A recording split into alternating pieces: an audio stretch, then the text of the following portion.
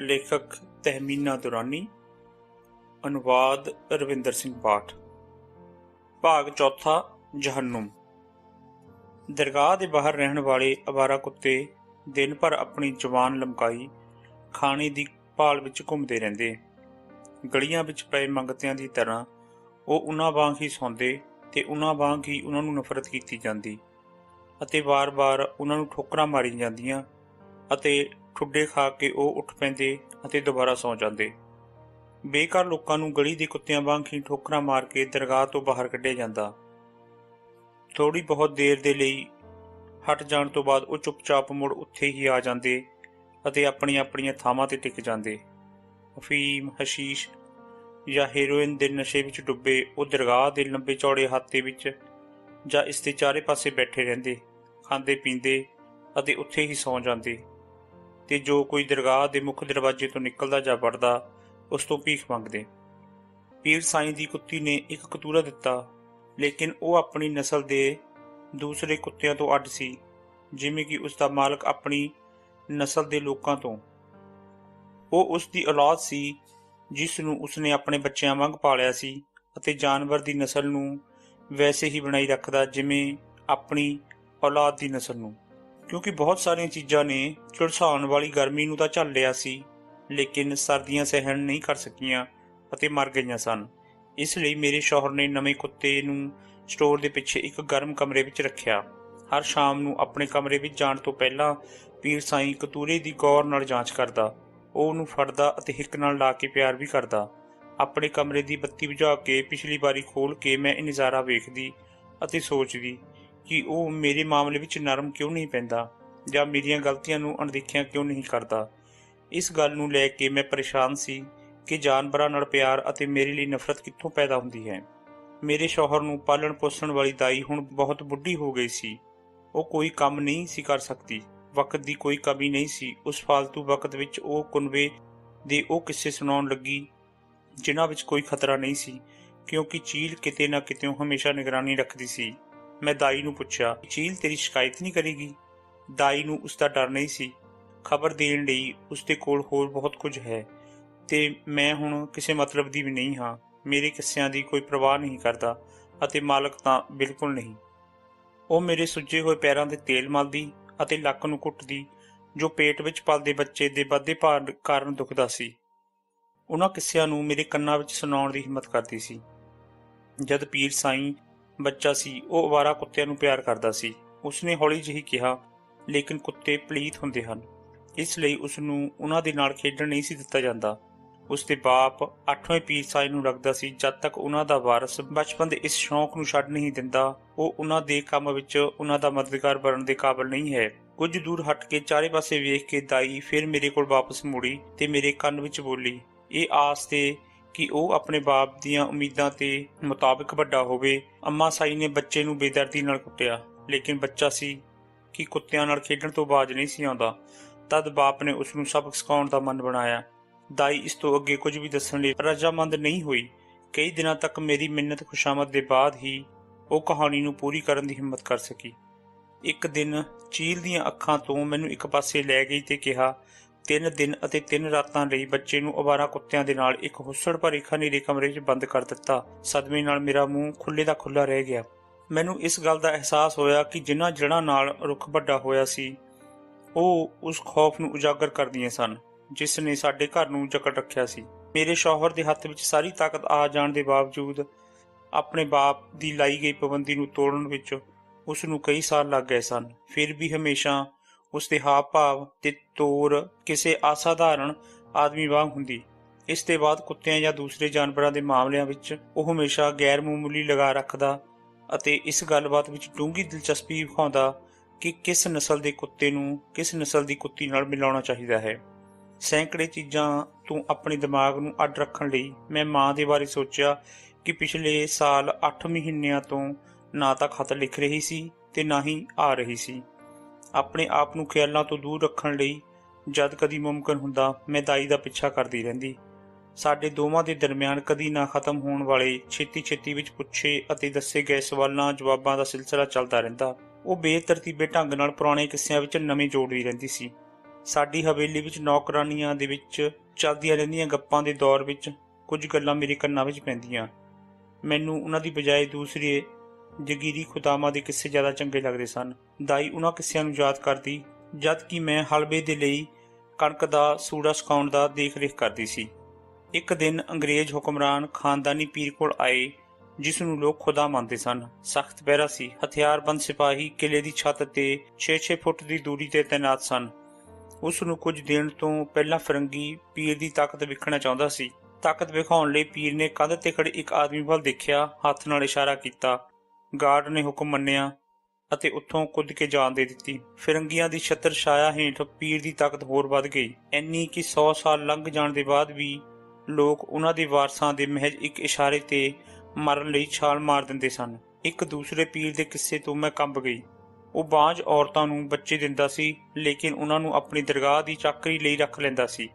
ਪੈਦਾ ਹੋਣ ਵਾਲੇ ਬੱਚੇ ਦੇ ਸਿਰ ਨੂੰ ਲੋਹੇ ਦੇ ਸ਼ਿਕੰਜੇ ਵਿੱਚ ਫਸਾ ਦਿੱਤਾ ਜਾਂਦਾ। ਇਸ ਨਾਲ ਬੱਚੇ ਦਾ ਸਾਰਾ ਜਿਸਮ ਵੱਧਦਾ ਸਿਵਾਏ ਸਿਰ ਤੇ। ਵੱਡੇ ਹੋਣ ਤੇ ਕਿਉਂਕਿ ਉਹ ਚੂਹੇ ਲੱਗਦੇ, ਇਸ ਲਈ ਉਹਨਾਂ ਨੂੰ ਚੂਹਾ ਕਿਹਾ ਜਾਂਦਾ। ਉਹਨਾਂ ਕੋਲੋਂ ਭੀਖ ਮੰਗਵਾਈ ਜਾਂਦੀ। ਵੱਧ ਸ਼ਕਲ ਭਿਖਾਰੀਆਂ ਦੀ ਇੱਕ ਫੌਜ ਖੜੀ ਕਰ ਦਿੱਤੀ ਗਈ ਸੀ। ਇਹਨਾਂ ਕਿੱਸੇ ਕਹਾਣੀਆਂ ਤੋਂ ਇਹ ਸਾਫ਼ ਹੋ ਗਿਆ ਸੀ ਕਿ ਮੈਂ ਇਕੱਲੀ ਨਹੀਂ ਸੀ, ਸਾਡੇ ਵਰਗੇ ਬਹੁਤ ਸਾਰੇ ਹੋਰ ਵੀ ਸਨ। ਇਸੇ ਤਰ੍ਹਾਂ ਦਰਗਾਹ ਦੇ ਇੱਕ ਸ਼ਖਸ ਦੇ ਤੌਰ ਤੇ ਮੈਂ ਸੋਚਦੀ ਉਹਨਾਂ ਔਰਤਾਂ 'ਤੇ ਕੀ ਬੀਤਦੀ ਰਹੀ ਹੋਵੇਗੀ, ਬੇਸ਼ਕਲ ਅਤੇ ਬੇਨਾਮ। ਉਹ ਵੀ ਮੇਰੀ ਤਰ੍ਹਾਂ ਹੀ ਫਸੀਆਂ ਹੋਣਗੀਆਂ। ਪੀਰ ਸਾਈਂ ਮਜਬੂਰ ਲੋਕਾਂ 'ਤੇ ਰਾਜ ਕਰਦਾ ਹੈ। ਉਹ ਕਿਸੇ ਤੋਂ ਕੁਝ ਵੀ ਮੰਗ ਸਕਦਾ ਹੈ ਤੇ ਲੈ ਸਕਦਾ ਹੈ। ਗਰੀਬ ਅਤੇ ਮਜ਼ਲੂਮ ਉਸ ਨੂੰ ਅੱਲਾਹ ਤਾਲਾ ਤੇ ਆਪਣੇ ਵਿਚਲੀ ਸਿੱਧੀ ਕੜੀ ਮੰਨਦੇ ਸਨ। ਉਹਨਾਂ ਦਾ ਵਿਸ਼ਵਾਸ ਸੀ ਕਿ ਉਹਦੀ ਦਖਲ ਅੰਦਾਜ਼ੀ ਨਾਲ ਅੱਲਾਹ ਉਹਨਾਂ ਦਾ ਨਸੀਬ ਵੀ ਬਦਲ ਸਕਦਾ ਹੈ ਜੋ ਅੱਲਾਹ ਨੇ ਉਹਨਾਂ ਲਈ ਤੈਅ ਕਰਕੇ ਰੱਖਿਆ ਹੈ। ਇਸ ਕਰਕੇ ਉਹ ਉਸ ਦੀ ਇਬਾਦਤ ਕਰਦੇ ਸਨ। ਅੰਮਾ ਸਾਈਂ ਨੇ ਮੈਨੂੰ ਕਿਹਾ ਸੀ, ਅਸੀਂ ਪੈਗੰਬਰ ਦੇ ਸਿੱਧੇ ਵਾਰਸ ਹਾਂ। ਦਰਗਾਹ ਦੀ ਤਾਕਤ 1400 ਸਾਲ ਪੁਰਾਣੀ ਹੈ। ਇਸ ਨੂੰ ਚੁਣੌਤੀ ਨਹੀਂ ਦਿੱਤੀ ਜਾ ਸਕਦੀ। ਮੁਫਤ ਵਿੱਚ ਵੰਡਿਆ ਜਾਣ ਵਾਲਾ ਲੰਗਰ ਗਰੀਬਾਂ ਨੂੰ ਦਰਗਾਹ ਨਾਲ ਮਜ਼ਬੂਤੀ ਨਾਲ ਜੋੜੀ ਤੇ ਖਿੱਚੀ ਰੱਖਦਾ। ਲੋਕਾਂ ਦੇ ਮਨਾਂ ਵਿੱਚ ਦਰਗਾਹ ਪ੍ਰਤੀ ਅਟੁੱਟ ਸ਼ਰਧਾ ਹੀ ਉਹਨਾਂ ਨੂੰ ਸੈਂਕੜੇ ਮੀਲਾਂ ਤੋਂ ਖਿੱਚ ਲਿਆਉਂਦੀ। ਉਹ ਕਦੀ ਪੈਦਲ ਅਤੇ ਕਦੀ ਬੈਲ ਗੱਡੀਆਂ ਜਾਂ ਗਧਾ ਗੱਡੀਆਂ ਤੇ ਸਫ਼ਰ ਕਰਦੇ ਸਨ। ਜੇ ਕਦੀ ਪੀਰ ਸਾਈਂ ਨਜ਼ਰ ਆ ਜਾਂਦਾ, ਉਹ ਦੌੜ ਕੇ ਉਸਦੇ ਪੈਰੀਂ ਪੈ ਜਾਂਦੇ, ਤਦ ਤੱਕ ਚੁੰਮਦੇ ਰਹਿੰਦੇ ਜਦ ਤੱਕ ਖਲੀਫਾ ਉਹਨਾਂ ਨੂੰ ਜ਼ਬਰਦਸਤੀ ਹਟਾ ਨਾ ਦਿੰਦਾ। ਉਸ ਨਾਲ ਉਹ ਆਪਣੇ ਦੁਸ਼ਮਣਾਂ ਨੂੰ ਕਮਜ਼ੋਰ ਕਰਨ ਜਾਂ ਜ਼ਾਲਮਾਂ ਨੂੰ ਆਪਣੇ ਲਫ਼ਜ਼ਾਂ ਦੀ ਤਾਕਤ ਨਾਲ ਦਬਾਉਣ ਦੇ ਲਈ ਮਿਹਨਤ ਕਰਦੇ। ਉਹ ਰੁਜ਼ਗਾਰ, ਸਿਹਤ, ਸ਼ਾਦੀ ਅਤੇ ਹੋਰ ਇਨਸਾਨੀ ਜ਼ਰੂਰਤਾਂ ਦੇ ਲਈ ਮਿੰਨਤਾਂ ਕਰਦੇ ਜੋ ਉਹ ਖੁਦ ਪੂਰੀ ਨਹੀਂ ਕਰ ਸਕਦੇ ਸਨ। ਆਪਣੇ ਬਿਮਾਰ ਬੱਚਿਆਂ ਦੇ ਬੇਜਾਨ ਜਿਹੇ ਜਿਸਮਾਂ ਨੂੰ ਸਿਹਤਮੰਦ ਬਣਾਉਣ ਲਈ ਉਹ ਪੀਰ ਸਾਈਂ ਤੋਂ ਉਹ ਪਾਣੀ ਮੰਗਦੇ ਜਿਸ ਦਾ ਇਸਤੇਮਾਲ ਉਹ ਉਹਨਾਂ ਨੂੰ ਠੀਕ ਕਰਨ ਦੇ ਲਈ ਕਰਦਾ ਸੀ। ਉਹ ਉਹਨਾਂ ਹੱਡੀਆਂ ਦੇ ਟੁੱਟ ਪੈਂਦੇ ਜਿਨ੍ਹਾਂ ਦਾ ਗੋਸ਼ਤ ਚੱਬ ਕੇ ਹਲਕ ਵਿੱਚ ਉਤਾਰ ਚੁੱਕਾ ਹੁੰਦਾ ਸੀ, ਜਿਸ ਤੋਂ ਉਹ ਇਹਨਾਂ ਹੱਡੀਆਂ ਨੂੰ ਪੀ ਕੇ ਪਵਿੱਤਰ ਚੂਰਨ ਬਣਾ ਸਕਣ। ਜਿੱਥੋਂ ਦੀ ਉਹ ਲੰਘਦਾ, ਉਹ ਉਸ ਮਿੱਟੀ ਨੂੰ ਇਕੱਠਾ ਕਰਦੇ ਅਤੇ ਬਲਾਵਾਂ ਤੋਂ ਮਹਿਫੂਜ਼ ਰਹਿਣ ਦੇ ਲਈ ਉਸ ਨੂੰ ਆਪਣੇ ਦਰਵਾਜ਼ਿਆਂ ਦੀਆਂ ਚੁਗਾਠਾਂ 'ਤੇ ਛਿੜਕਦੇ, ਇੱਥੋਂ ਤੱਕ ਕਿ ਉਹ ਉਸ ਦਾ ਥੁੱਕ ਵੀ ਆਪਣੇ ਮੱਥੇ 'ਤੇ ਲਾਉਂਦੇ। ਮੇਰਾ ਸ਼ੌਹਰ ਜਜ਼ਬਾਤ ਦਾ ਕਦੀ ਇਜ਼ਹਾਰ ਨਹੀਂ ਕਰਦਾ, ਲੇਕਿਨ ਕੋਈ ਇਹ ਨਹੀਂ ਸੋਚਦਾ ਕਿ ਉਹ ਜਜ਼ਬਾਤ ਤੋਂ ਮਹਿਰੂਮ ਵੀ ਹੋ ਸਕਦਾ ਹੈ। ਆਮ ਲੋਕਾਂ ਤੋਂ ਉਹ ਦੂਰੀ ਜੋ ਬਣਾਈ ਰੱਖਦਾ, ਉਸ ਨੂੰ ਖੁਦਾਈ ਮੰਨਿਆ ਜਾਂਦਾ ਸੀ। ਕੋਈ ਤਸਵੀਰ ਵੀ ਨਹੀਂ ਕਰ ਸਕਦਾ ਸੀ ਕਿ ਇਹ ਇੱਕ ਮੁਖੌਟਾ ਹੈ। ਉਸ ਦੀ ਮੌਜੂਦਗੀ ਇੰਨੀ ਤਾਕਤਵਰ ਸੀ ਕਿ ਜੋ ਕੋਈ ਵੀ ਉਸ ਦੀਆਂ ਅੱਖਾਂ ਵਿੱਚ ਵੇਖਣ ਦੀ ਜੁਰਤ ਕਰਦਾ, ਉਹ ਉਹਨਾਂ ਦੀ ਅਜੀਬ ਚਮਕ ਨਾਲ ਮੋਹਿਤ ਹੋ ਜਾਂਦਾ ਸੀ। ਉਸ ਨੂੰ ਖੁਦਾਈ ਰੋਸ਼ਨੀ ਮੰਨਿਆ ਜਾਂਦਾ ਸੀ। ਸਾਹਮਣੇ ਆਉਣ ਵਾਲੀ ਬੁਰੀ ਗੱਲ ਜਾਂ ਖਾਹਿਸ਼ ਦੇ ਲਈ ਉਹ ਤਿਆਰ ਹੋ ਕੇ ਮੰਜੀ ਤੇ ਬੈਠਦਾ, ਜਿਸ ਦੀ ਬਗਲ ਵਿੱਚ ਇੱਕ ਮੇਜ਼ ਪਈ ਹੁੰਦੀ। ਬਾਂਸ ਦੀ ਆਪਣੀ ਕਲਮ ਨਾਲ ਉਹ ਜਾਫਰਾਨ ਦੀ ਸ਼ਾਹੀ ਚੋਂ ਡੁਬੋ ਕੇ ਕਾਗਜ਼ ਦੇ ਛੋਟੇ-ਛੋਟੇ ਟੁਕੜਿਆਂ ਤੇ ਲਿਖਦਾ ਰਹਿੰਦਾ।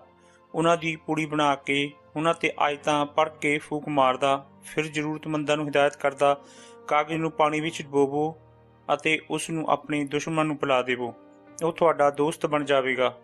ਉਹ ਆਦਮੀ ਮਾਲਕ ਦੇ ਪੈਰਾਂ ਦਾ ਬੋਸਾ ਲੈਂਦਾ, ਆਪਣੇ ਮੱਥੇ ਨੂੰ ਬਾਰ-ਬਾਰ ਛੂੰਹਦਾ ਅਤੇ ਪਿੱਛੇ ਹਟਦਾ ਹੋਇਆ ਉਸ ਦੀ ਪਕੜ ਤੋਂ ਬਾਹਰ ਹੋ ਜਾਂਦਾ। ਖੰਡ ਅਤੇ ਫੂਕ ਮਾਰਦਾ ਹੋਇਆ ਪੀਰ ਸਾਈਂ ਹਿਦਾਇਤ ਦਿੰਦਾ, ਇਸ ਨੂੰ ਰਾਤ ਨੂੰ ਆਪਣੇ ਮਾਲਕ ਦੀ ਚਾਹ ਵਿੱਚ ਮਿਲਾ ਦੇਵੀਂ, ਉਸ ਵੇਲੇ ਤੈਨੂੰ ਤਰੱਕੀ ਦੇ ਦੇਵੇਗਾ। ਮੇਰੇ ਸ਼ੌਹਰ ਦੀਆਂ ਜਿਨ੍ਹਾਂ ਦੁਆਵਾਂ ਦਾ ਅਸਰ ਨਹੀਂ ਹੁੰਦਾ, ਉਹਨਾਂ ਦੀ ਸਫਾਈ ਵਿੱਚ ਕਿਹਾ ਜਾਂਦਾ, ਹਾਲ ਦੀ ਨਾਮਨਜ਼ੂਰੀ ਵਿੱਚ ਵੀ ਕੋਈ ਦੁਆ ਲੁਕੀ ਹੋਈ ਹੈ। ਦੇਰ ਫਾਇਦੇਮੰਦ ਹੈ, ਕਦੀ ਇਹ ਦੇਰ ਵੀ ਕਦੇ ਨਾ ਮੁੱਕਦੀ। ਉਸ ਤੋਂ ਮੇਰਾ ਸ਼ੌਹਰ ਕਹਿੰਦਾ, ਅੱਲਾ ਨਾਰਾਜ਼ ਹੈ, ਇਸ ਵਿੱਚ ਕੋਈ ਸ਼ੱਕ ਨਹੀਂ। ਫਿਰ ਖੁਦਾ ਨੂੰ ਮਨਾਉਣ ਦੇ ਲਈ ਇੱਕ ਲੰਬਾ ਤੇ ਮਹਿੰਗਾ ਉਪਾਅ ਦੱਸਿਆ ਜਾਂਦਾ। ਜੇ ਫਿਰ ਵੀ ਕੋਈ ਫਾਇਦਾ ਨਾ ਹੁੰਦਾ ਤਾਂ ਪੀਰ ਸਾਈਂ ਕਹਿੰਦਾ, ਅੱਲਾ ਤੇਰੇ ਸਬਰ ਦਾ ਇਮਤਿਹਾਨ ਲੈ ਰਿਹਾ ਹੈ, ਤੈਨੂੰ ਦੂਸਰੀ ਦੁਨੀਆ ਵਿੱਚ ਇਨਾਮ ਮਿਲੇਗਾ। ਕਿਸੇ ਵੀ ਕਾਰਨ ਜੇ ਉਹ ਕਿਸੇ ਨਾਲ ਨਾਰਾਜ਼ ਹੁੰਦਾ, ਉਹ ਇਨਸਾਨ ਤਦ ਤੱਕ ਉਸ ਦੇ ਦਰਵਾਜ਼ੇ ਤੇ ਖੜਾ ਰਹਿੰਦਾ ਜਦ ਤੱਕ ਕਿ ਉਸ ਨੂੰ ਮਾਫ਼ ਨਹੀਂ ਕਰ ਦਿੱਤਾ ਜਾਂਦਾ। ਕਿਹਾ ਜਾਂਦਾ ਸੀ ਕਿ ਜੋ ਲੋਕ ਉਸ ਨੂੰ ਖੁਸ਼ ਨਹੀਂ ਕਰਦੇ ਉਹ ਅੱਲਾ ਦੇ ਕਹਿਰ ਨਾਲ ਜਲਦੀ ਹੀ ਤਬਾਹ ਹੋ ਜਾਂਦੇ ਹਨ।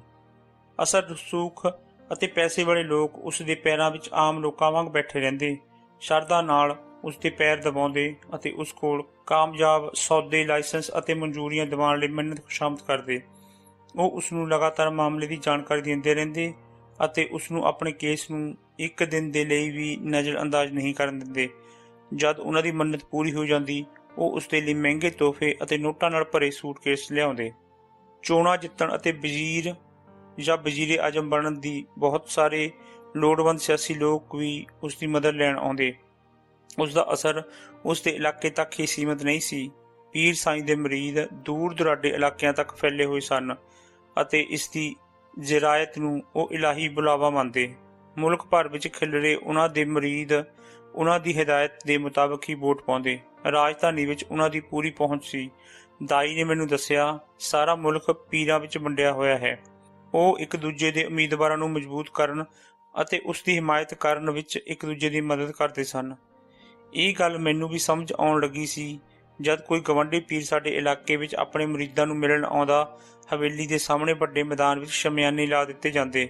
ਮੁਰਗੇ ਗਾਇਬ ਹੋ ਜਾਂਦੇ ਜਿਵੇਂ ਪੈਦਾ ਹੀ ਨਾ ਹੋਏ ਹੋਣ। ਮੁਰਗੀਆਂ ਦਾ ਹਰ ਖੁੱਡਾ ਖਾਲੀ ਹੋ ਜਾਂਦਾ, ਹਰ ਖੇਤ ਛਾਣ ਮਾਰਿਆ ਜਾਂਦਾ। ਸਾਡੇ ਵਿਹੜੇ ਤੱਕ ਵਿੱਚ ਔਰਤਾਂ ਦੋ ਪੈਰਾਂ ਤੇ ਦੌੜ ਰਹੇ ਉਹਨਾਂ ਪਰਿੰਦਿਆਂ ਤੇ ਝਪਟ ਪੈਂਦੀਆਂ। ਮੇਰੇ ਖਿਆਲ ਵਿੱਚ ਇਹ ਪੰਛੀ ਵੱਡੀ ਉਮਰ ਦੇ ਹੋ ਗਏ ਸਨ ਜੋ ਕੇਵਲ ਘਰ ਵਿੱਚ ਹੀ ਰੱਖੇ ਜਾ ਸਕਦੇ ਸਨ। ਅੱਲਾਹੂ ਅਕਬਰ ਦੀ ਜ਼ੋਰਦਾਰ ਆਵਾਜ਼ ਨਾਲ ਕਿੰਨੇ ਹੀ ਮੁਰਗੇ ਹਲਾਲ ਕਰ ਦਿੱਤੇ ਜਾਂਦੇ। ਦਰਜਨਾਂ ਮੇਮਣਿਆਂ ਨੂੰ ਕੁਰਬਾਨੀ ਦੇ ਲਈ ਪੇਸ਼ ਕੀਤਾ ਜਾਂਦਾ। ਗਾਵਾਂ ਦੀ ਖਲ ਲਾ ਕੇ ਮੀਟ ਗਰੀਬਾਂ ਵਿੱਚ ਵੰਡ ਦਿੱਤਾ ਜਾਂਦਾ। ਹਵਾ ਵਿੱਚ ਗੋਸ਼ਤ ਦੀ ਗੰਧ ਫੈਲ ਜਾਂਦੀ। ਥਾਲਾਂ ਵਿੱਚ ਬਦਾਮ ਅਤੇ ਕਿਸ਼ਮਿਸ਼ ਦੇ ਨਾਲ ਪਕਾਏ ਗਏ ਜਾਫਰਾਨੀ ਚੌਲਾਂ ਦੇ ਢੇਰ ਲੱਗੇ ਰਹਿੰਦੇ। ਆਪਣੇ ਆਦਰਯੋਗ ਮਹਿਮਾਨਾਂ ਦੇ ਆਉਣ ਵੇਲੇ ਤੋਂ ਕੁਝ ਪਹਿਲਾਂ ਪੀਰ ਆਪਣੇ ਮੋਢਿਆਂ ਤੇ ਅੱਲਾ ਦੇ 99 ਨਾਵਾਂ ਵਾਲੀ ਕੱਢੀ ਚਾਦਰ ਲੈ ਲੈਂਦਾ। ਆਪਣੀ ਕਾਲੀ ਪੱਗ ਦੇ ਨਾਲ ਕਿਸੇ ਬਾਦਸ਼ਾਹ ਦੀ ਤਰ੍ਹਾਂ ਆਪਣੀ ਤਾਜਪੋਸ਼ੀ ਕਰਦਾ। ਇਸ ਤਰ੍ਹਾਂ ਲੱਗਦਾ ਕਿ ਇੱਕ ਖੁਦਾ ਦੂਸਰੇ ਖੁਦਾ ਦੀ ਅਗਵਾਈ ਕਰਨ ਆ ਰਿਹਾ ਹੈ। ਲੋਕਾਂ ਦੇ ਝੁੰਡਾਂ ਦੇ ਝੁੰਡ ਦਰਗਾਹ ਵੱਲ ਆਉਂਦੇ। ਪੀਰ ਸਾਈਂ ਦੀ ਖੁਦਾਈ ਮਹਿਮਾਨ ਦੀ ਆਓ ਭਗਤ ਕਰਨ ਦੇ ਲਈ ਪਿੰਡ ਦਾ ਹਰ ਆਦਮੀ ਆਪਣੀ ਵਾਰੀ ਦੀ ਉਡੀਕ ਕਰਦਾ। ਇੱਕ ਦੂਸਰੇ ਪਵਿੱਤਰ ਇਨਸਾਨ ਦੇ ਕਦਮ ਚੁੰਮਣ ਲਈ ਹਰ ਔਰਤ ਹਵੇਲੀ ਦੇ ਨਿਢਾਲ ਕਰ ਦੇਣ ਵਾਲੇ ਕੰਮ ਵਿੱਚੋਂ ਵਕਤ ਕੱਢ ਲੈਂਦੀ। ਚੰਗੀ ਤਰ੍ਹਾਂ ਇਬਾਦਤ ਹੋ ਜਾਣ ਤੋਂ ਬਾਅਦ ਆਉਣ ਵਾਲਾ ਪੀਰ ਪੂਰੀ ਤਰ੍ਹਾਂ ਤ੍ਰਿਪਤ ਹੋਣ ਤੱਕ ਦਾਵਤ ਉਡਾਉਂਦਾ ਅਤੇ ਚਾਰਪਾਈ ਤੇ ਲੇਟ ਕੇ ਆਪਣੇ ਭੈਭੀਤ ਮੁਰੀਦਾਂ ਦੀਆਂ ਤਕਲੀਫਾਂ ਸੁਣਦਾ। ਆਪਣੀ ਲਗਾਤਾਰ ਵੱਧਦੀ ਗਰੀਬੀ ਤੋਂ ਰਾਹਤ ਪਾਉਣ ਲਈ ਉਹ ਨਾ ਸਿਰਫ ਉਸ ਤੋਂ ਦੁਆਵਾਂ ਦੀ ਬਲਕਿ ਤਬੀਤਾਂ ਦੀ ਵੀ ਖੁਆਇਸ਼ ਰੱਖਦੇ। ਉਹ ਮੇਰੇ ਸ਼ੌਹਰ ਲਈ ਆਪਣੇ ਪੀਰ ਦੀ ਮਿੰਨਤ ਕਰਦੇ। ਕਿਸੇ ਦੀ ਗਵਾਚੀ ਗਾਂ ਮਿਲਣੀ ਚਾਹੀਦੀ ਹੈ। 1 ਟਨ ਕਣਕ ਨੇ ਮੋੜੀ ਨਹੀਂ ਗਈ। ਨੌਂ ਦੇ ਨਾਲ ਦਾਜ ਦੇਣ ਦਾ ਵਾਅਦਾ ਪੂਰਾ ਨਹੀਂ ਕੀਤਾ ਗਿਆ। ਇੱਕ ਕੁੜੀ ਅਲੋਪ ਹੋ ਗਈ। ਕਿਸੇ ਦੂਜੀ ਦੀ ਇੱਜ਼ਤ ਲੁੱਟੀ ਗਈ ਸੀ। ਹਰ ਮਸਲਾ ਫੌਰਨ ਹੱਲ ਕਰ ਦਿੱਤਾ ਜਾਂਦਾ ਸੀ। ਅੰਤ ਵਿੱਚ ਖਾਸ ਤੋਹਫੇ ਅਤੇ ਪੈਸਿਆਂ ਨਾਲ ਭਰੇ ਬੈਗਾਂ ਦੇ ਨਾਲ ਆਪਣੇ ਪਿੱਛੇ ਧੂੜ ਦੇ ਬੱਦਲ ਉਡਾਉਂਦੇ ਗਵਾਂਢੀ ਪੀਰ ਨੂੰ ਗੱਡੀ ਵਿੱਚ ਵਿਦਾ ਕੀਤਾ ਜਾਂਦਾ। ਪੀਰ ਸਾਈਂ ਸਾਰੇ ਪੀਰਾਂ ਦੀ ਇੱਜ਼ਤ ਕਰਦਾ ਤੇ ਸਾਰੇ ਇਸ ਦੀ। ਕੋਈ ਕਿਸੇ ਨੂੰ ਧਮਕਾਉਂਦਾ ਨਹੀਂ ਅਤੇ ਕਿਸੇ ਨੂੰ ਖਤਰਾ ਵੀ ਨਹੀਂ ਸੀ। ਹਰ ਕੋਈ ਪੀਰ ਦੂਸਰੇ ਦੀ ਪੀਰ ਪਰੰਪਰਾ ਦਾ ਥੰਮ ਮੰਨਦਾ ਸੀ। ਹਰ ਕਿਸੇ ਨੂੰ ਇਹ ਸਾਫ਼ ਤੌਰ ਤੇ ਪਤਾ ਸੀ ਕਿ ਇਸ ਵਿਰਾਸਤ ਦੀ ਸਲਾਮਤੀ ਅਤੇ ਤਾਕਤ ਇੱਕ ਦੂਜੇ ਦੀ ਇੱਜ਼ਤ ਅਤੇ ਵਡਿਆਈ ਕਰਨ ਦੇ ਨਾਲ ਹੀ ਬਣੀ ਰਹਿ ਸਕਦੀ ਹੈ। ਤਿੱਤਰ ਅਤੇ ਜੰਗਲੀ ਸੂਰ ਦੇ ਸ਼ਿਕਾਰ ਦੇ ਮੌਕੇ ਵੱਡੇ ਸਿਆਸਤਦਾਨ ਮਹਿਮਾਨ ਹੁੰਦੇ। ਉਹਨਾਂ ਦੇ ਕਹਿਣ ਉੱਤੇ ਇਹ ਸਾਰਾ ਬੰਦੋਬਸਤ ਪੀਰ ਸਾਈਂ ਕਰਦਾ ਅਤੇ ਮੁਰਗੇ ਇੱਕ ਵਾਰ ਫਿਰ ਗਾਇਬ ਹੋ ਜਾਂਦੇ। ਇੱਕ ਵਾਰ ਗੋਸ਼ਤ ਦੀ ਗੰਧ ਹਵਾ ਵਿੱਚ ਫੈਲ ਜਾਂਦੀ। ਹਰ ਚੀਜ਼ ਢਿੱਡਾਂ ਵਿੱਚ ਪੈ ਜਾਂਦੀ। ਬੰਦੂਕਾਂ ਨਾਲ ਭਰੀਆਂ ਜੀਪਾਂ ਵਿੱਚ ਬੈਠ ਕੇ ਲੋਕ ਉਹਨਾਂ ਜਾਨਵਰਾਂ ਨੂੰ ਮਾਰਨ ਨਿਕਲ ਜਾਂਦੇ ਜੋ ਅਜੇ ਵੀ ਖੇਤਾਂ ਵਿੱਚ ਭੱਜ ਰਹੇ ਜਾਂ ਅਸਮਾਨ ਵਿੱਚ ਉੱਡ ਰਹੇ ਹੁੰਦੇ। ਬਹੁਤ ਸਾਰੇ ਲੋਕ ਉਸ ਦੇ ਸਹਾਰੇ ਜਿਉਂਦੇ ਸਨ। ਉਹ ਬਹੁਤਿਆਂ ਦੇ ਸਹਾਰੇ। ਜਿਸ ਦੌਲਤ ਨਾਲ ਅਸੀਂ ਮੌਜ ਕਰਦੇ ਉਹ ਸਾਨੂੰ ਅੱਲਾ ਦੇ ਨਾਂ ਤੇ ਮਿਲਦੀ ਸੀ। ਕੋਈ ਉਸ ਨੂੰ ਸਾਨੂੰ ਨਿੱਜੀ ਇਸਤੇਮਾਲ ਦੇ ਲਈ ਦੇਣ ਦੀ ਜ਼ਰੂਰਤ ਨਹੀਂ ਕਰਦਾ। ਜੋ ਕੁਝ ਵੀ ਕਿਸਾਨਾਂ ਅਤੇ ਮਜ਼ਦੂਰਾਂ ਦੀ ਮਿਹਨਤ ਅਤੇ ਉਹਨਾਂ ਦੇ ਪਸੀਨੇ ਤੋਂ ਪੈਦਾ ਹੁੰਦਾ, ਉਸ ਹਰ ਚੀਜ਼ ਤੇ ਦਰਗਾਹ ਅਤੇ ਗੱਦੀ ਨਸ਼ੀਨ ਦਾ ਦਾਅਵਾ ਹੁੰਦਾ। ਆਪਣੀ ਫਸਲ ਨੂੰ ਘਰ ਲਿਜਾਣ ਤੋਂ ਪਹਿਲਾਂ ਉਹ ਗਰੀਬ ਸਾਡੇ ਹਿੱਸੇ ਦੇ ਆਖਰੀ ਦਾਣੇ ਤੱਕ ਨਾਪਦੇ ਅਤੇ ਗਿਣਦੇ ਸਨ। ਗਾਵਾਂ, ਮੱਝਾਂ ਤੇ ਮੁਰਗੀਆਂ ਦੇ ਬਾਰੇ ਵੀ ਇਹੀ ਨਿਯਮ ਲਾਗੂ ਹੁੰਦਾ ਸੀ। ਇੱਥੋਂ ਵੀ ਸਾਡਾ ਵੱਡਾ ਹਿੱਸਾ ਆਉਂਦਾ ਸੀ। ਇਸ ਤੋਂ ਇਲਾਵਾ ਹਰ ਸੋਚੀ ਜਾ ਸਕਣ ਵਾਲੀ ਚੀਜ਼ ਸਾਡੇ ਗੋਦਾਮ ਵਿੱਚ ਵੱਡੀ ਮਾਤਰਾ ਵਿੱਚ ਮੌਜੂਦ ਹੁੰਦੀ। ਹਰ ਕੋਈ ਜੇ 1 ਕਿਲੋ ਘਿਓ ਵੀ ਲਿਆਂਦਾ ਤਾਂ ਸਾਡੇ ਡਰਮ ਘਿਓ ਨਾਲ ਨੱਕੋ ਨੱਕ ਭਰ ਜਾਂਦੇ। ਇਹੀ ਹਾਲ ਕੱਪੜਿਆਂ, ਕਰਾਕਰੀ, ਕਟਲਰੀ ਜਾਂ ਬਿਜਲੀ ਦੇ ਸਮਾਨ ਦਾ ਵੀ ਸੀ, ਜਿਨ੍ਹਾਂ ਨੂੰ ਸਾਜ਼ ਸਮਾਨ ਬਣਾਉਣ ਵਾਲੇ ਜਾਂ ਏਜੰਟ ਦੇ ਜਾਇਆ ਕਰਦੇ ਸਨ। ਕਿਸੇ ਨੇ ਉਸ ਨੂੰ ਇੱਕ ਲੈਂਡ ਕਰੂਜ਼ਰ ਦੇ ਦਿੱਤੀ ਤੇ ਕਿਸੇ ਹੋਰ ਨੇ ਇੱਕ ਲੈਂਸਰ ਅਤੇ ਇੱਕ ਦੂਸਰੇ ਨੇ ਉਸ ਨੂੰ ਪੈਜੈਰੋ ਜੀਪ ਤੋਹਫੇ ਵਿੱਚ ਦਿੱਤੀ। ਜੋ ਮੰਦ ਹਾਲ ਹੁੰਦੇ ਉਹ ਆਪਣੇ ਵਿੱਤ ਅਨੁਸਾਰ ਲੋਹੇ ਦੇ ਸਿੱਕੇ ਉਸ ਇੱਕ ਬਕਸੇ ਵਿੱਚ ਪਾ ਦਿੰਦੇ ਜੋ ਮਕਬਰੇ ਦੇ ਫਰਸ਼ ਵਿੱਚ ਗੱਡਿਆ ਹੋਇਆ ਸੀ, ਅਤੇ ਜਿਨ੍ਹਾਂ ਦੇ ਕੋਲ ਕੁਝ ਨਹੀਂ ਹੁੰਦਾ ਉਹ ਉਸ ਨੂੰ ਖੁਸ਼ ਕਰਨ ਦੇ ਲਈ ਕੁਝ ਨੂੰ ਵੇਚ ਸਕਦੇ ਸਨ। ਮੈਨੂੰ ਅਹਿਸਾਸ ਹੋਇਆ ਕਿ ਮੇਰੀ ਸੋਨੇ ਦੀ ਪੰਜੇਬ ਉਹਨਾਂ ਲੋਕਾਂ ਦੀ ਮਿਹਨਤ ਨਾਲ ਆਈ ਸੀ ਜਿਨ੍ਹਾਂ ਨੂੰ ਮੈਂ ਕਦੇ ਵੇਖਿਆ ਵੀ ਨਹੀਂ। ਜਰੀ ਦੇ ਜੋ ਕੱਪੜੇ ਮੈਂ ਪਾਉਂਦੀ ਹਾਂ ਉਹ ਸ਼ਾਇਦ ਨੰਗੇ ਪੈਰਾਂ ਵਾਲੇ ਪਾਟੇ ਕੱਪੜਿਆਂ ਵਿੱਚ ਬਲੇਟੇ ਬੱਚਿਆਂ ਦੇ ਜਿਸਮਾਂ ਤੋਂ ਲਾਹੇ ਗਏ ਸਨ, ਤਾਂ ਕਿ ਮੇਰਾ ਖੁਦਾ ਉਹਨਾਂ ਦੇ ਖੁਦਾ ਤੋਂ ਇਹਨਾਂ ਬੱਚਿਆਂ ਦੇ ਕੱਪੜੇ ਦੇਣ ਲਈ ਆਖੇਗਾ।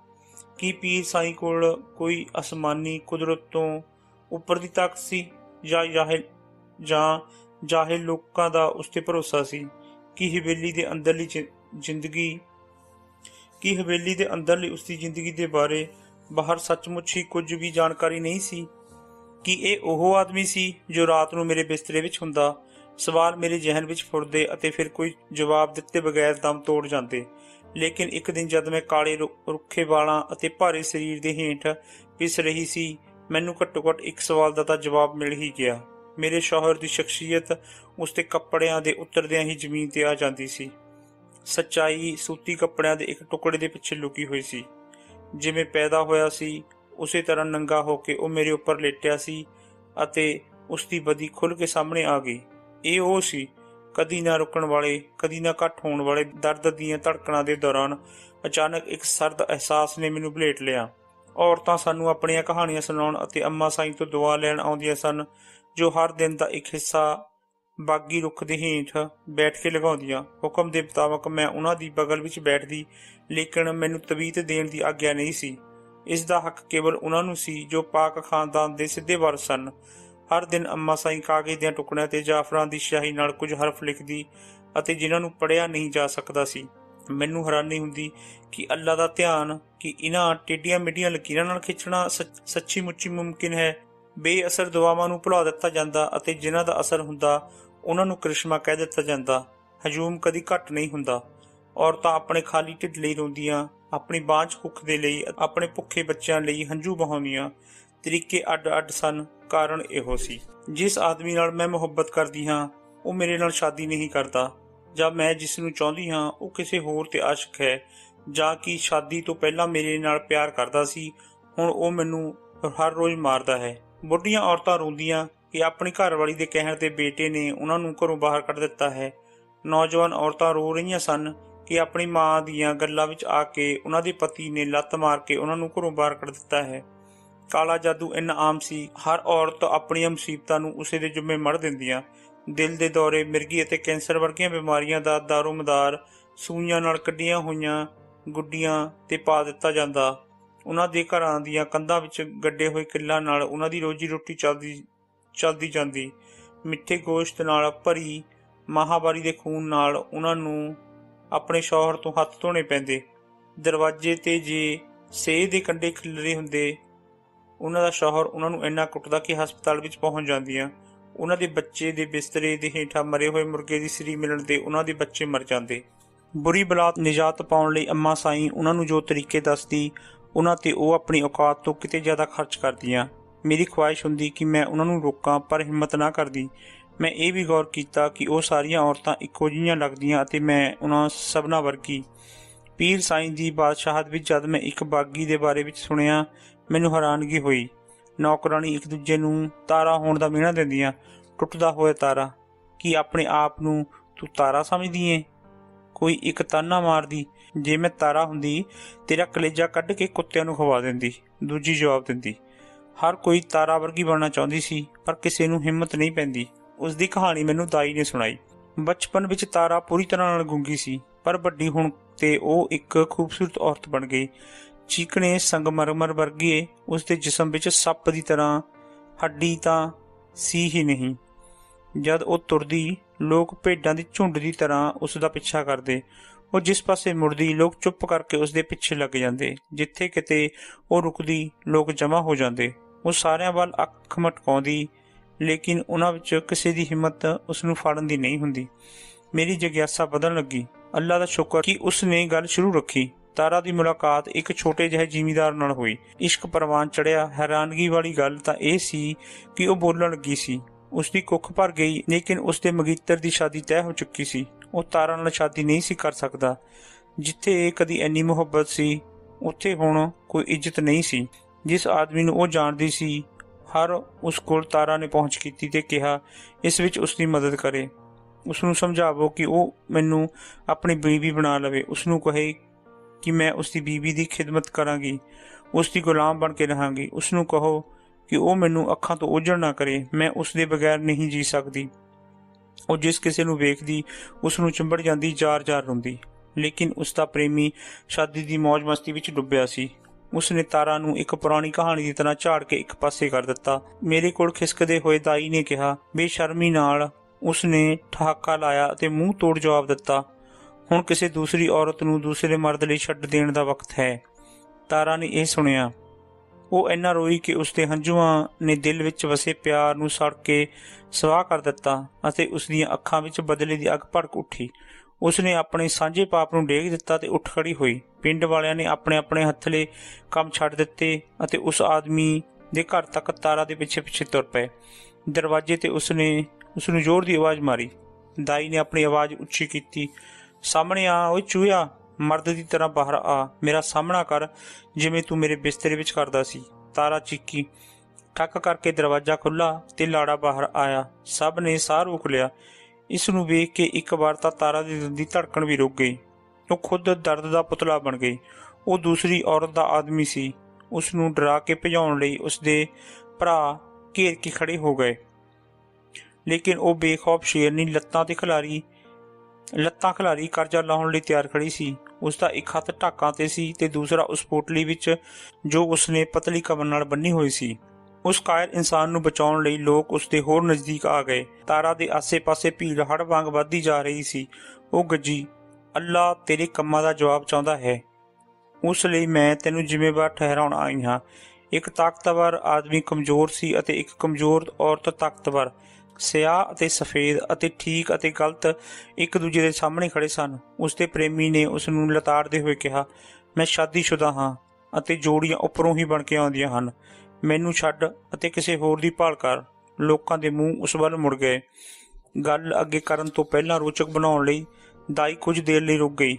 ਗੁੱਸੇ ਵਿੱਚ ਉੱਭਰਦੀ ਤਾਰਾ ਆਪਣੀ ਕਮਰ ਨਾਲ ਬੱਧੀ ਪੋਟਲੀ ਅੱਗੇ ਲੈ ਆਈ। ਉਸ ਦਾ ਹੱਥ ਝਟਕੇ ਨਾਲ ਹੀ ਥੱਲੇ ਡਿੱਗਿਆ, ਪਰ ਉੱਠਿਆ, ਚਾਰੇ ਪਾਸੇ ਘੁੰਮਿਆ ਅਤੇ ਬਿਜਲੀ ਦੀ ਤੇਜ਼ੀ ਨਾਲ ਕੱਚਾ ਗੋਸ਼ਤ ਹਵਾ ਵਿੱਚ ਉੱਡਿਆ।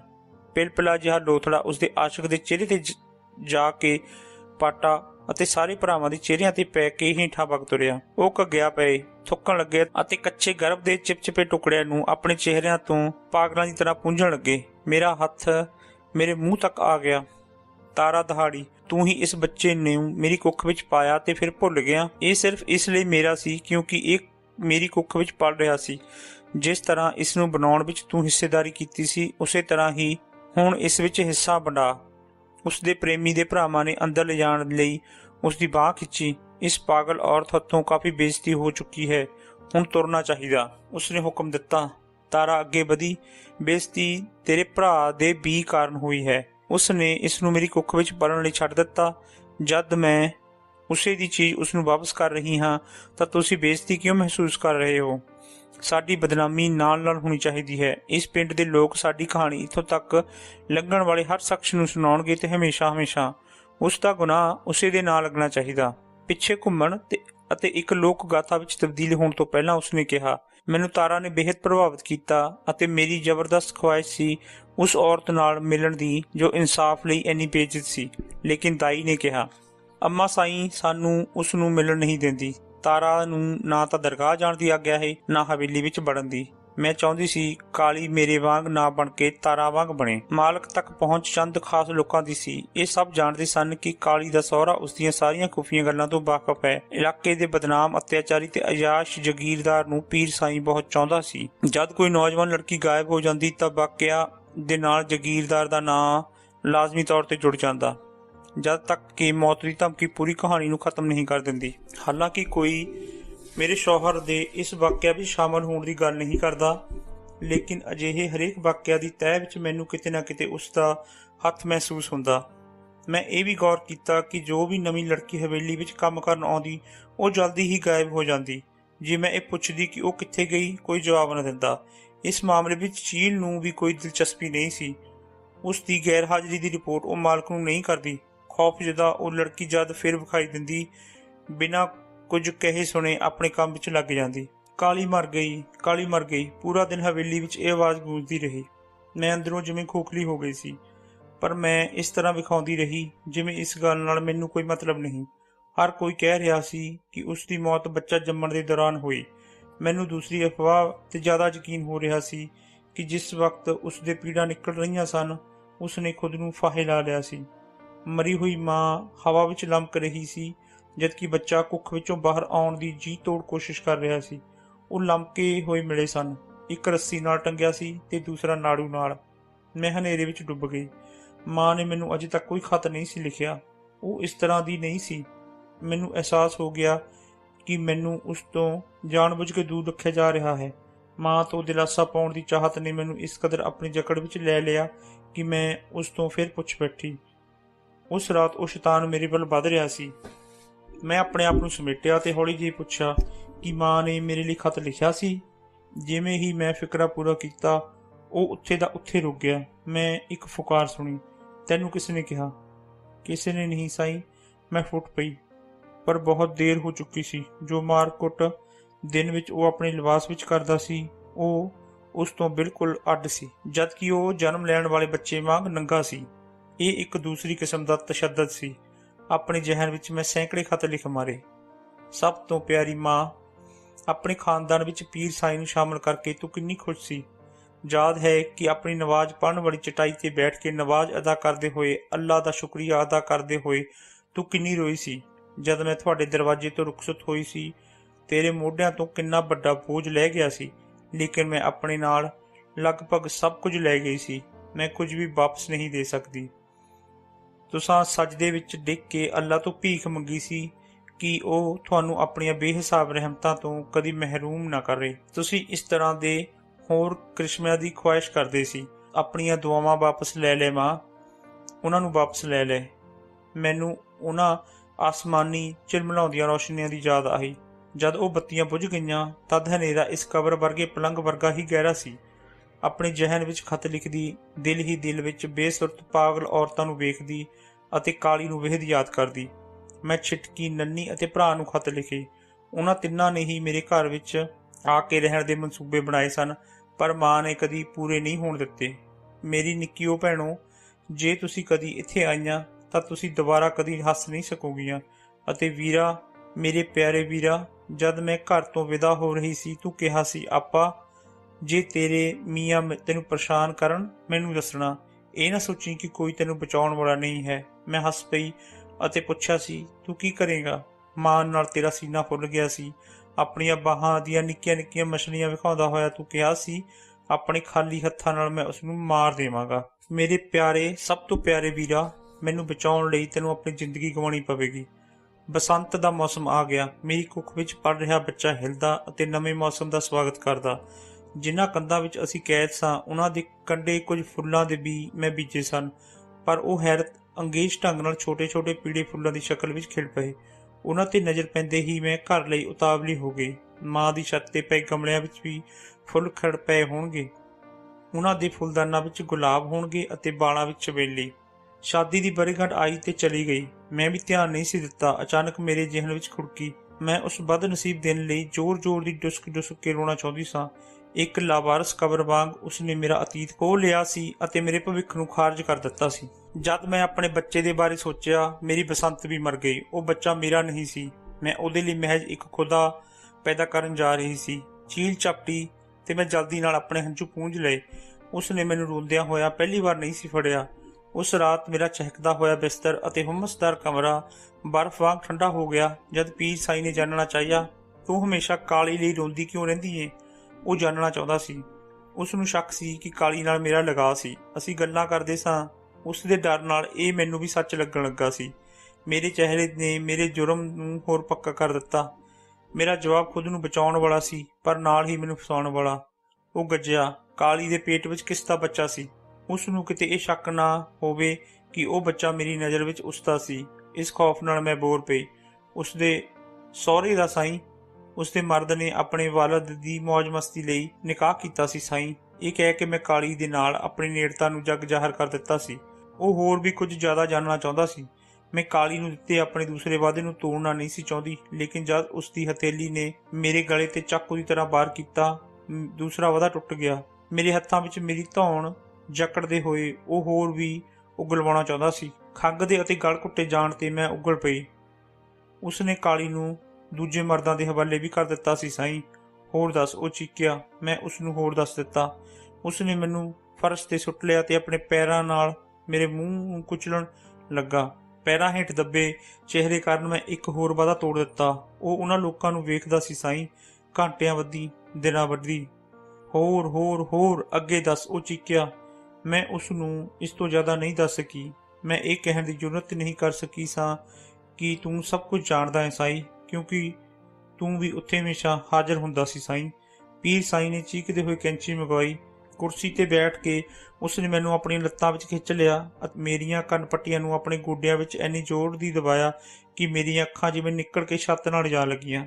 ਕਤਰਨ ਦੀ ਆਵਾਜ਼ ਨਾਲ ਜਿਵੇਂ ਵਕਤ ਠਹਿਰ ਗਿਆ। ਉਸਨੇ ਉਸ ਤਰ੍ਹਾਂ ਮੰਗਵਾਇਆ, ਖੁਰਚਣ ਦੀ ਆਵਾਜ਼ ਨਾਲ ਜਿਵੇਂ ਵਕਤ ਜੰਮ ਗਿਆ। ਉਸ ਤਰ੍ਹਾਂ ਮੇਰੀਆਂ ਲੱਟਾਂ ਉੱਤੇ ਅਤੇ ਫਿਰ ਅੱਗੇ ਪਿੱਛੇ ਭਰਵੱਟਿਆਂ ਤੇ ਚੱਲਣ ਲੱਗਾ। ਕਮਰੇ ਦੇ ਇੱਕ ਕੋਨੇ ਵਿੱਚ ਮੈਂ ਉਸਨੂੰ ਉੱਬਲਦੇ ਹੋਏ ਗਰਮ ਲਾਵੇ ਵਾਂਗ ਆਪਣੇ ਉੱਤੇ ਝਪਟਦੇ ਵੇਖਿਆ। ਉਹ ਮੇਰੀ ਪਿੱਠ ਤੇ ਚੜ੍ਹ ਗਿਆ। ਮੇਰਾ ਪੇਟ ਬਾਹਰ ਨਿਕਲ ਆਇਆ। ਅੰਦਰੋਂ ਮੇਰਾ ਬੱਚਾ ਠੋਕਰ ਮਾਰ ਰਿਹਾ ਸੀ। ਉਸ ਦੇ ਉੱਤੇ ਉਸਦਾ ਬਾਪ ਚੜ੍ਹਿਆ ਹੋਇਆ ਸੀ।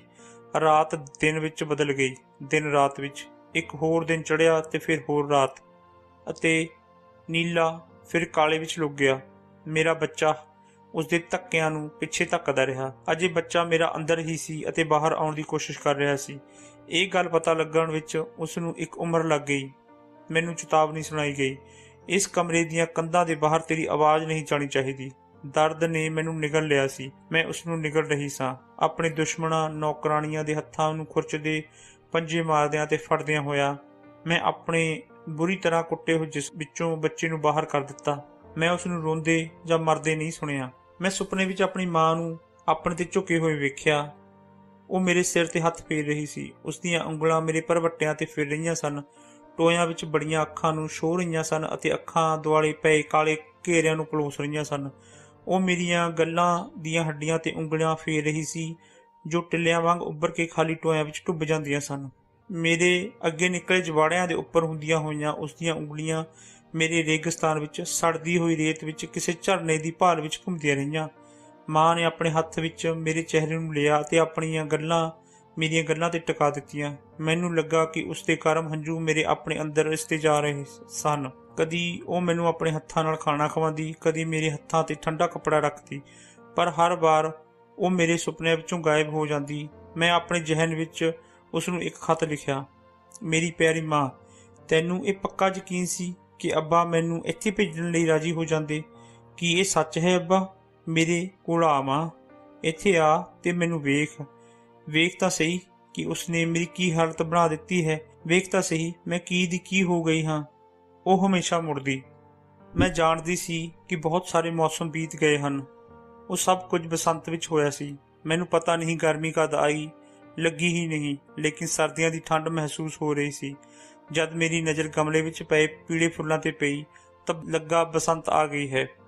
ਹਰੇ ਘਾਹ ਤੇ ਲਾਲ ਅਤੇ ਗੁਲਾਬੀ ਫੁੱਲਾਂ ਦੇ ਢੇਰ ਲੱਗੇ ਹੋਣਗੇ। ਅੱਡ-ਅੱਡ ਕਿਸਮਾਂ ਦੇ ਫੁੱਲਾਂ ਕੱਪੜਿਆਂ ਤੇ ਫੈਲੇ ਪਏ ਸਨ ਤੇ ਉਹਨਾਂ ਦੇ ਉੱਪਰ ਪਏ ਹੋਏ ਸਨ ਦੋ ਹੱਥ। ਇੱਕ ਹੋਰ ਸੁਪਨਾ। ਮੈਂ ਦੂਰ ਝਾਕ ਕੇ ਵੇਖਿਆ। ਕੁਝ ਹੋਰ ਵੇਖਣ ਦੀ ਬੇਵਸੀ ਨੇ ਮੈਨੂੰ ਪਾਸਾ ਲੈਣ ਲਈ ਮਜਬੂਰ ਕਰ ਦਿੱਤਾ। ਇੱਕ ਝੁਕਿਆ ਹੋਇਆ ਸਿਰ। ਕੁਰਸੀ ਤੇ ਇੱਕ ਔਰਤ ਸੁੱਤੀ ਪਈ ਸੀ। ਉਸਦੇ ਸਿਰ ਅੱਗੇ ਵੱਲ ਝੁਕਿਆ ਹੋਇਆ ਸੀ। ਮੱਖੀ ਉਡਾਉਣ ਲਈ ਉਸਨੇ ਇਸ ਨੂੰ ਹਿਲਾਇਆ। ਮਾਂ, ਇੱਕ ਹੋਰ ਸੁਪਨੇ ਤੋਂ ਬਚਣ ਲਈ ਮੈਂ ਆਪਣਾ ਮੂੰਹ ਫੇਰ ਲਿਆ।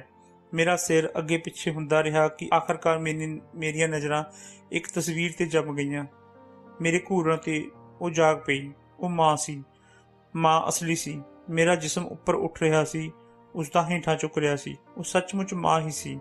ਮੇਰੀ ਚੀਖ ਨਿਕਲ ਗਈ। ਇੱਕ ਸੂਈ ਮੈਨੂੰ ਚੁਭੀ। ਮਾਂ ਦੀ ਤਸਵੀਰ ਹਿੱਲੀ ਅਤੇ ਫਿਰ ਗਾਇਬ ਹੋ ਗਈ। ਸਿਹਤ ਠੀਕ ਨਹੀਂ ਸੀ ਕਿਉਂਕਿ ਗੋਲੀਆਂ ਮੈਂ ਆਪਣੀ ਚੋਲੀ ਵਿੱਚ ਲੁਕਾ ਰੱਖੀਆਂ ਸਨ। ਖਾਣਾ ਸੁੱਟ ਦਿੰਦੀ ਤੇ ਹਰ ਉਸ ਚੀਜ਼ ਨੂੰ ਨਕਾਰ ਦਿੰਦੀ ਜੋ ਮੈਨੂੰ ਉਸਦੇ ਕੋਲ ਜਾਣ ਦੇ ਕਾਬਲ ਬਣਾ ਸਕੇ। ਮਾਂ ਨੇ ਤਾਂ ਮੈਨੂੰ ਮੇਰੀ ਪਿਛਲੀ ਹਾਲਤ ਵਿੱਚ ਵਾਪਸ ਲਿਆਉਣ ਦੀ ਜਿੱਦ ਫੜ ਲਈ ਸੀ। ਉਸਨੇ ਮੇਰੇ ਕੰਨਾਂ ਕੋਲ ਹੌਲੀ ਜਿਹੀ ਕਿਹਾ, ਜੇ ਤੇਰੀ ਸਿਹਤ ਠੀਕ ਹੋਵੇਗੀ ਤਾਂ ਸਾਰੀ ਦੁਨੀਆ ਤੇਰੀ ਮੁੱਠ ਵਿੱਚ ਹੋਵੇਗੀ। ਜੇ ਤੂੰ ਬਿਮਾਰ ਰਹੇਂਗੀ ਤਾਂ ਤੂੰ ਸਭ ਕੁਝ ਗਵਾ ਬੈਠੇਂਗੀ। ਕੀ ਉਸਨੇ ਮੇਰੇ ਮੁੰਨੇ ਹੋਏ ਭਰਵੱਟੇ ਨਹੀਂ ਵੇਖੇ ਸਨ? ਕੀ ਉਸਨੇ ਮੇਰੇ ਜ਼ਖਮ ਨਹੀਂ ਵੇਖੇ ਸਨ? ਕੀ ਉਹ ਜਾਣਨਾ ਨਹੀਂ ਚਾਹੁੰਦੀ ਸੀ ਕਿ ਮੇਰਾ ਬੱਚਾ ਕਿਵੇਂ ਮਰ ਗਿਆ? ਮਾਂ ਨੂੰ ਇਹ ਸਭ ਦੱਸਣਾ ਆਸਾਨ ਨਹੀਂ ਸੀ। ਹਰ ਵਾਰ ਜਦ ਕਦੀ ਮੈਂ ਕੋਸ਼ਿਸ਼ ਕੀਤੀ ਤਾਂ ਉਸਨੇ ਕਿਹਾ, ਜਾਣ ਦੇ ਮੇਰੇ ਬੱਚੇ, ਅੱਲਾ ਤੇ ਭਰੋਸਾ ਰੱਖ। ਮੈਨੂੰ ਚੁੰਮਦੇ ਹੋਏ, ਬਾਰ-ਬਾਰ ਮੈਨੂੰ ਪੁਚਕਾਰਦੇ ਹੋਏ, ਆਪਣੇ ਖੁਦ ਦੇ ਅਤੇ ਮੇਰੇ ਹੰਝੂ ਪੂੰਝਦੇ ਹੋਏ ਉਹ ਮੈਨੂੰ ਮੇਰੀ ਕਹਾਣੀ ਨਹੀਂ ਸੀ ਸੁਣਾਉਣ ਦਿੰਦੀ। ਇੱਕ ਦਿਨ ਮੈਂ ਉਸ ਨੂੰ ਕਿਹਾ, ਮਾਂ, ਮੈਨੂੰ ਘਰ ਲੈ ਚੱਲ। ਉਹ ਪੀਰ ਨਹੀਂ ਹੈ, ਸ਼ੈਤਾਨ ਹੈ ਉਹ। ਉਸਨੇ ਮੇਰੇ ਮੂੰਹ ਤੇ ਹੱਥ ਰੱਖ ਦਿੱਤਾ। ਲਫ਼ਜ਼ ਰੋਕ ਦਿੱਤੇ। ਇਹ ਸਭ ਨਾ ਕਹਿ ਮੇਰੇ ਬੱਚੇ, ਕੋਈ ਸੁਣ ਲਵੇਗਾ। ਮੈਂ ਪਿੱਛੇ ਹਟ ਗਈ। ਮਾਂ, ਮੇਰੀ ਇਕੱਲੀ ਮੁਕਤੀ ਦਾ ਤਾਂ ਮਾਂ ਵੀ ਡਰੀ ਹੋਈ ਸੀ। ਹਰ ਕਿਸੇ ਵਾਂਗ ਉਹ ਵੀ ਉਸਦੇ ਕਬਜ਼ੇ ਵਿੱਚ ਸੀ। ਪੀਰ ਸਾਈਂ ਅੰਦਰ ਆਇਆ। ਮੇਰਾ ਦਿਲ ਡੁੱਬਣ ਲੱਗਾ। ਇਹ ਕਿਵੇਂ ਹੈ? ਉਸਨੇ ਪਤਾ ਕੀਤਾ। ਨਿਮਰਤਾ ਦੇ ਨਾਲ ਮਾਂ ਨੇ ਜਵਾਬ ਦਿੱਤਾ, ਅੱਲਾ ਦੇ ਫਜ਼ਲ ਨਾਲ ਹੁਣ ਅੱਗੇ ਨਾਲੋਂ ਬਿਹਤਰ ਹੈ ਸਾਈਂ, ਪਰ ਇਸ ਨੂੰ ਹਾਲੇ ਆਰਾਮ ਦੀ ਲੋੜ ਹੈ। ਜਦੋਂ ਉਹ ਆਰਾਮ ਕੁਰਸੀ ਤੇ ਬੈਠ ਗਿਆ ਤਾਂ ਜਾਣੀ ਪਛਾਣੀ ਨਿਗਾਹ ਨਾਲ ਮੈਂ ਕੰਬ ਗਈ। ਉਸਨੇ ਜੋ ਕਿਹਾ ਉਸ ਨਾਲ ਹਾਲਤ ਹੋਰ ਖਰਾਬ ਹੋ ਗਈ। ਤੁਹਾਨੂੰ ਮੇਰੀ ਬੀਵੀ ਦੀ ਬਿਮਾਰੀ ਕਰਕੇ ਬੜੀ ਪਰੇਸ਼ਾਨੀ ਹੋਈ ਹੈ। ਤੁਹਾਡੇ ਦੂਜੇ ਬੱਚਿਆਂ ਨੂੰ ਵੀ ਤੁਹਾਡੀ ਜ਼ਰੂਰਤ ਹੈ ਕਿਉਂਕਿ ਹੁਣ ਇਹ ਠੀਕ ਹੋ ਰਹੀ ਹੈ। ਤੁਸੀਂ ਆਪਣੇ ਘਰ ਜਾ ਸਕਦੇ ਹੋ। ਮੇਰੇ ਦਿਲ ਦੀ ਧੜਕਣ ਮਾਂ ਦੇ ਦਿਲ ਵਿੱਚ ਗੂੰਜ ਗਈ। ਫੌਰਨ ਹੀ ਮੈਂ ਸਫਾਈ ਦਿੱਤੀ ਕਿ ਮੇਰੀਆਂ ਭੈਣਾਂ ਨੂੰ ਕੋਈ ਦਿੱਕਤ ਨਹੀਂ ਹੈ ਅਤੇ ਉਹ ਹੋਰ ਰੁਕ ਸਕਦੀ ਹੈ। ਜਦ ਮਾਂ ਨੇ ਆਪਣਾ ਮੱਥਾ ਪੂੰਝਿਆ, ਉਸਦਾ ਹੱਥ ਕੰਬ ਰਿਹਾ ਸੀ ਅਤੇ ਡਰ ਉਸਦੇ ਚਿਹਰੇ ਤੋਂ ਸਾਫ਼ ਝਲਕ ਰਿਹਾ ਸੀ। ਤੁਸੀਂ ਕਦੋਂ ਜਾਵੋਗੇ? ਉਸਨੇ ਸਖਤੀ ਨਾਲ ਪੁੱਛਿਆ। ਮਾਂ ਨੇ ਮੇਰੇ ਵੱਲ ਵੇਖਿਆ। ਮੈਂ ਕਿਤੇ ਹੋਰ ਦੇਖਣ ਲੱਗੀ। ਉਸਦੀ ਆਵਾਜ਼ ਕੰਬ ਰਹੀ ਸੀ। ਮੈਂ ਇਸ ਦੇ ਠੀਕ ਹੋਣ ਦੀ ਉਡੀਕ ਕਰਨਾ ਚਾਹਾਂਗੀ ਸਾਈ। ਉਹ ਅਜੇ ਤਾਂ ਤੁਰ ਫਿਰ ਤੱਕ ਨਹੀਂ ਸਕਦੀ। ਅਜੇ ਇਹਦੇ ਸਰੀਰ ਵਿੱਚ ਇੰਨੀ ਤਾਕਤ ਵੀ ਨਹੀਂ ਹੈ। ਉਹ ਉੱਠ ਖੜਾ ਹੋਇਆ। ਕੱਲ ਤੁਹਾਡਾ ਬੇਟਾ ਤੁਹਾਨੂੰ ਘਰ ਲੈ ਜਾਵੇਗਾ। ਕੱਲ? ਭਰਾ ਕਿੱਥੇ ਸੀ? ਮੈਂ ਉਸ ਨੂੰ ਵੇਖਿਆ ਤੱਕ ਨਹੀਂ। ਜਦ ਮੇਰਾ ਸ਼ੌਹਰ ਕਮਰੇ ਤੋਂ ਬਾਹਰ ਹੋ ਗਿਆ, ਮੈਂ ਮਾਂ ਨੂੰ ਚਿੰਬੜ ਗਈ ਅਤੇ ਰੋਣ ਲੱਗੀ। ਮਿਹਰਬਾਨੀ ਕਰਕੇ ਮੈਨੂੰ ਆਪਣੇ ਨਾਲ ਵਾਪਸ ਲੈ ਚੱਲ। ਕੱਲ ਮੈਂ ਘਰ ਜਾਣਾ ਚਾਹੁੰਦੀ ਹਾਂ। ਉਸ ਨੇ ਮੈਨੂੰ ਪਿੱਛੇ ਕੀਤਾ ਅਤੇ ਸਮਝਾਇਆ, ਮੇਰੇ ਬੱਚੇ, ਤੈਨੂੰ ਇਸ ਤਰ੍ਹਾਂ ਨਹੀਂ ਕਰਨਾ ਚਾਹੀਦਾ। ਤੂੰ ਸ਼ਾਦੀशुदा ਔਰਤ ਹੈ। ਸਾਨੂੰ ਇਸ ਤਰ੍ਹਾਂ ਨਹੀਂ ਕਰਨਾ ਚਾਹੀਦਾ ਜਿਸ ਨਾਲ ਤੇਰੇ ਕੋਲ ਆਉਣ ਦੇ ਮੇਰੇ ਸਾਰੇ ਰਾਹ ਬੰਦ ਹੋ ਜਾਣ। ਗੱਲ ਸਮਝ ਆਈ? ਮੈਨੂੰ ਕੁਝ ਸਮਝ ਨਹੀਂ ਸੀ ਆਇਆ। ਭਰਾ ਕਿੱਥੇ ਹੈ? ਉਹ ਅੰਦਰ ਕਿਉਂ ਨਹੀਂ ਆਇਆ? ਮੈਂ ਪੁੱਛਿਆ। ਜਦ ਸਾਨੂੰ ਬੁਲਾਇਆ ਗਿਆ ਤਾਂ ਉਸਨੇ ਤੈਨੂੰ ਵੇਖਣ ਲਈ ਜ਼ੋਰ ਦਿੱਤਾ ਕਿਉਂਕਿ ਤੇਰਾ ਬੱਚਾ ਮਰਿਆ ਹੋਇਆ ਪੈਦਾ ਹੋਇਆ ਸੀ। ਜਦ ਉਸਨੇ ਤੇਰੀ ਹਾਲਤ ਵੇਖੀ, ਉਹ ਤੈਨੂੰ ਸ਼ਹਿਰ ਦੇ ਹਸਪਤਾਲ ਵਿੱਚ ਲਿਜਾਣ ਦੀ ਜਿੱਦ ਕਰਨ ਲੱਗਾ। ਸਾਡੇ ਲਈ ਉਸਦੇ ਇਰਾਦੇ ਖਤਰਨਾਕ ਸਾਬਤ ਹੋ ਸਕਦੇ ਸਨ। ਮੈਂ ਉਸਨੂੰ ਕਹਿ ਦਿੱਤਾ ਕਿ ਉਹ ਤੇਰੇ ਮਾਮਲੇ ਵਿੱਚ ਦਖਲ ਨਾ ਦੇਵੇ। ਮਾਂ ਨੇ ਜਵਾਬ ਦਿੱਤਾ। ਮੈਂ ਸੋਚਿਆ, ਕਿਵੇਂ ਸਾਰੇ ਭਰੋਸੇਮੰਦ ਰਿਸ਼ਤੇ ਭਰੋਸੇਮੰਦ ਨਹੀਂ ਰਹਿੰਦੇ। ਕੁੱਤਿਆਂ ਵਿੱਚ ਕਦੀ ਏਕਾ ਨਹੀਂ ਹੁੰਦਾ, ਗਡੋਏ ਦੀ ਰੀੜ੍ਹ ਦੀ ਹੱਡੀ ਨਹੀਂ ਹੁੰਦੀ ਅਤੇ ਕੀੜਿਆਂ ਮਕੌੜਿਆਂ ਵਿੱਚ ਕੋਈ ਭਾਈਚਾਰਾ ਨਹੀਂ ਹੁੰਦਾ। ਅਜ਼ੀਜ਼ ਜਦ ਬੋਝ ਬਣ ਜਾਂਦੇ ਹਨ, ਕਮਜ਼ੋਰ ਲੋਕ ਉਹਨਾਂ ਤੋਂ ਵੱਖ ਹੋ ਜਾਂਦੇ ਹਨ। ਮੇਰੀ ਮਾਂ ਇੱਕ ਬੇਆਸ ਅਤੇ ਮਹੱਤਵਹੀਣ ਬੇਵਾ ਸੀ। ਮੇਰੇ ਸ਼ੌਹਰ ਦੀ ਤਾਕਤ ਦਾ ਮੁਕਾਬਲਾ ਕਰਨ ਦੇ ਲਾਇਕ ਉਸ ਕੋਲ ਕੁਝ ਵੀ ਨਹੀਂ ਸੀ। ਮਾਂ ਮੈਨੂੰ ਅਦਾਲਤ ਰਾਹੀਂ ਲਿਜਾ ਸਕਦੀ ਸੀ, ਪਰ ਉਸ ਵਿੱਚ ਇੰਨੀ ਤਾਕਤ ਨਹੀਂ ਸੀ। ਉਸਨੇ ਖਾਨਦਾਨ ਦੀ ਇੱਜ਼ਤ ਵਾਸਤੇ ਹਮੇਸ਼ਾ ਸਮਝੌਤਾ ਕੀਤਾ ਸੀ। ਕੋਈ ਵੀ ਚਾਲ ਉਸ ਨੂੰ ਖਤਮ ਕਰ ਸਕਦੀ ਸੀ। ਜੋ ਦਰਵਾਜ਼ੇ ਮਰਦਾਂ ਲਈ ਪੂਰੇ ਤੌਰ ਤੇ ਖੁੱਲ੍ਹੇ ਸਨ, ਉਹ ਇੱਕ ਔਰਤ ਲਈ ਬੰਦ ਸਨ। ਜੇ ਉਹਦੇ ਆਦਰ ਮਾਣ ਨੂੰ ਵੱਟਾ ਲੱਗ ਜਾਂਦਾ ਤਾਂ ਸਮਾਜ ਦੇ ਉਹ ਲੋਕ ਜੋ ਉਸ ਦੀ ਖੁਸ਼ਹਾਲੀ ਤੇ ਸਾੜਾ ਕਰਦੇ ਸਨ, ਉਹ ਉਸ ਤੇ ਟੁੱਟ ਪੈਂਦੇ। ਮਾਂ ਖੁਦ ਮੈਨੂੰ ਬਚਾ ਨਹੀਂ ਸੀ ਸਕਦੀ। ਇਸ ਮਾਮਲੇ ਵਿੱਚ ਨਿਜ਼ਾਮ ਬਹੁਤ ਸਖਤ ਸੀ। ਉਸ ਨੂੰ ਕੋਈ ਹੱਕ ਵੀ ਨਹੀਂ ਜਾਂਦਾ ਸੀ ਉਸ ਵਿੱਚ ਦਖਲ ਦੇਣ ਦਾ ਜੋ ਮੇਰੀ ਕਿਸਮਤ ਵਿੱਚ ਲਿਖਿਆ ਸੀ। ਮੈਂ ਸਾਰੀ ਜ਼ਿੰਦਗੀ ਲਈ ਉਸ ਦੇ ਨਾਂ ਲਿਖ ਦਿੱਤੀ ਗਈ ਸਾਂ। ਉਹ ਮੇਰਾ ਮਾਲਕ ਬਣ ਗਿਆ ਸੀ। ਜਿਵੇਂ ਸਮੁੰਦਰ ਦੀਆਂ ਲਹਿਰਾਂ ਦੀ ਸ਼ਿੱਦਤ ਕਿਨਾਰੇ ਤੇ ਪਹੁੰਚਦਿਆਂ ਹੀ ਖਤਮ ਹੋ ਜਾਂਦੀ ਹੈ, ਉਸੇ ਤਰ੍ਹਾਂ ਮਾਂ ਖੁਦਾ ਹਾਫਿਜ਼ ਕਹਿਣ ਆਈ ਤਾਂ ਮੇਰੀ ਉਮੀਦ ਵੀ ਮਰ ਗਈ। ਆਪਣੇ ਬਿਸਤਰੇ ਤੇ ਅਸੀਂ ਦੋਵੇਂ ਇੱਕ ਦੂਜੇ ਦੇ ਸਾਹਮਣੇ ਬੈਠੇ ਸਾਂ। ਦੋ ਔਰਤਾਂ ਇੱਕ ਦੂਜੇ ਦੇ ਕਮਜ਼ੋਰ ਹੱਥ ਫੜੀ। ਦੋਵੇਂ ਇਕੱਲੀਆਂ ਵੀ ਕਮਜ਼ੋਰ ਸਨ ਅਤੇ ਇਕੱਠੀਆਂ ਵੀ। ਜਦ ਉਹ ਬੋਲੀ, ਮੈਂ ਜਾਣਦੀ ਸੀ ਕਿ ਕੱਲ ਇਸ ਵਕਤ ਮੈਂ ਉਸਦੀ ਆਵਾਜ਼ ਨਹੀਂ ਸੁਣ ਸਕਾਂਗੀ। ਮੈਂ ਤੈਨੂੰ ਇਕੱਲਿਆਂ ਛੱਡ ਕੇ ਨਹੀਂ ਜਾ ਰਹੀ। ਅੱਲਾ ਤੇਰੇ ਨਾਲ ਹੈ। ਉਹ ਰੋਣ ਲੱਗੀ। ਅੱਲਾ ਦਾ ਪਿਆਰ 70 ਮਾਵਾਂ ਦੇ ਪਿਆਰ ਦੇ ਬਰਾਬਰ ਹੁੰਦਾ ਹੈ। ਉਹ ਤੇਰੀ ਰੂਹ ਹੈ। ਉਸ ਨੂੰ ਯਾਦ ਰੱਖੀ ਅਤੇ ਉਸ ਦੇ ਕਰੀਬ ਹੋਵੇਂਗੀ। ਉਸ ਦਾ ਦਰਦ ਉਸ ਦੀ ਬੇਚੈਨੀ ਤੋਂ ਜ਼ਾਹਰ ਹੁੰਦਾ ਸੀ ਅਤੇ ਮੇਰਾ ਉਸ ਦੀ ਸਰਦ ਹਾਮੀ ਚੋਂ ਠੰਡੇਪਨ ਵਿੱਚ, ਜਿਸ ਵਿੱਚ ਮੈਂ ਸਿਮਟ ਗਈ ਸਾਂ। ਜਦ ਉਸਨੇ ਮੈਨੂੰ ਬਾਹਾਂ ਵਿੱਚ ਲਿਆ, ਮੈਂ ਆਕੜ ਗਈ। ਜਦ ਉਹ ਜਾਣ ਨੂੰ ਮੁੜੀ, ਮੈਂ ਆਪਣੀਆਂ ਅੱਖਾਂ ਬੰਦ ਕਰ ਲਈਆਂ। ਮੈਨੂੰ ਦਰਵਾਜ਼ੇ ਦੇ ਖੁੱਲ੍ਹਣ ਅਤੇ ਬੰਦ ਹੋਣ ਦੀ ਆਵਾਜ਼ ਸੁਣਾਈ ਦਿੱਤੀ। ਮੈਂ ਬਾਹਰ ਉਸ ਦੀ ਮੌਜੂਦਗੀ ਦੀਆਂ ਆਵਾਜ਼ਾਂ ਨੂੰ ਸੁਣਿਆ। ਜਦ ਉਹ ਆਵਾਜ਼ਾਂ ਸ਼ਾਂਤ ਹੋ ਗਈਆਂ, ਮੈਨੂੰ ਦੁਬਾਰਾ ਖਾਲੀਪਣ ਨੇ ਆ ਘੇਰਿਆ।